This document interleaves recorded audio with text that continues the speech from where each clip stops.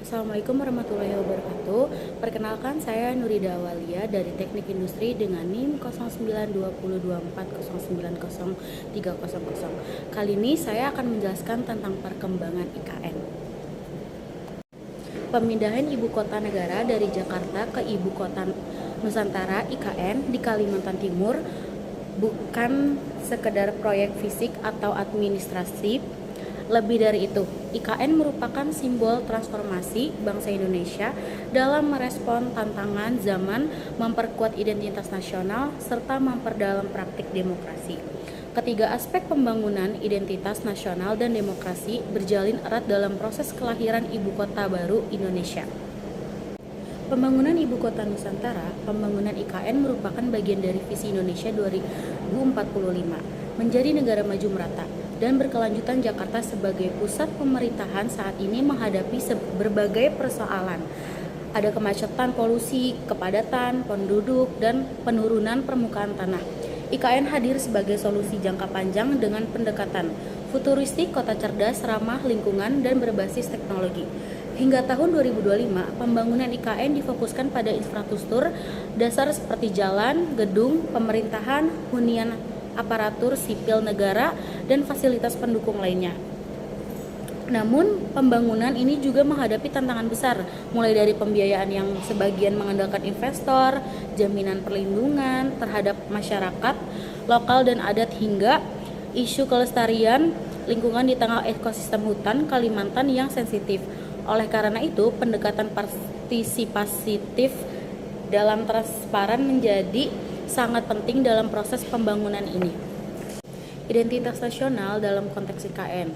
Identitas nasional Indonesia dibangun atas dasar kebinekaan, keragaman, kebudayaan, etnis, agama, dan bahasa yang dipersatukan dalam semangat Pancasila. Pemindahan ibu kota menjadi momentum untuk memperkuat identitas ini. IKN tidak sekedar mencerminkan wajah fisik Indonesia yang modern, tetapi juga harus mencerminkan nilai-nilai dasar bangsa, inklusivitas, keadilan, dan keberagaman. Dengan menempatkan kota di tengah Indonesia secara geografis, negara ingin menunjukkan bahwa pembangunan tidak terpusat di Jawa saja. Selain itu, pelibatan masyarakat adat Kalimantan dan pengakuan terhadap kearifan lokal dalam desain kota menjadi wujud penghargaan terhadap identitas bangsa yang majemuk. Demokrasi dan partisipasi dalam pembangunan.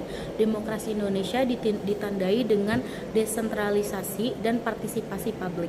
Dalam konteks IKN, demokrasi diuji dalam dua aspek penting: sejauh mana masyarakat dilibatkan dalam pengambilan keputusan dan sejauh mana hak-hak masyarakat lokal dilindungi. Proses pembangunan yang inklusif akan mencerminkan demokrasi yang sehat di mana suara masyarakat, terutama yang terdampak, langsung didengar dan dipertimbangkan.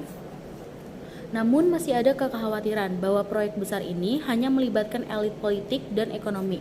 Oleh karena itu, transparansi, akuntabilitas, dan keterbukaan informasi menjadi syarat mutlak agar demokrasi tidak hanya berhenti pada tataran prosedural, tetapi benar-benar substansial.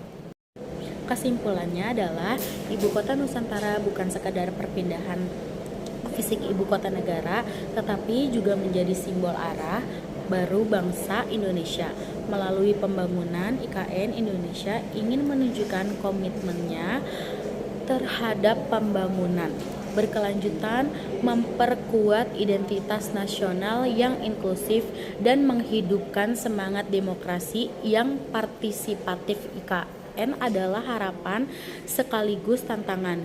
Jika dikelola dengan bijak, IKN akan menjadi warisan besar untuk generasi, mendukung sebuah ibu kota yang mencerminkan semangat sejati Indonesia. Sekian, terima kasih. Kurang lebihnya mohon maaf. Wassalamualaikum warahmatullahi wabarakatuh.